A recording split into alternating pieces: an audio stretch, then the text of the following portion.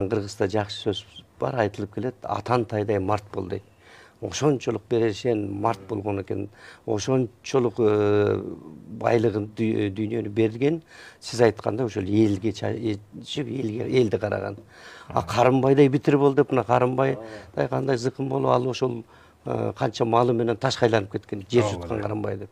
Адыбай, Көлбайлар да ошолор да, мына азыркы биздин байлар ошондой. Анткени байлыгын только өзүнө жумшайт.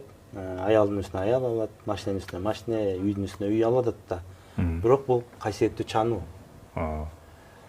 Касиетти туура кармаганда ал камкордук кылыш керек эле, ушундай бир ак нерселерди коомго жасаганга аракет кылыш керек эле. Сөз. Байлык ошондой берилген да. Анан айтып коюш керек, ошол байлар азыр макул, ошол байлыкты чачып жеп атат.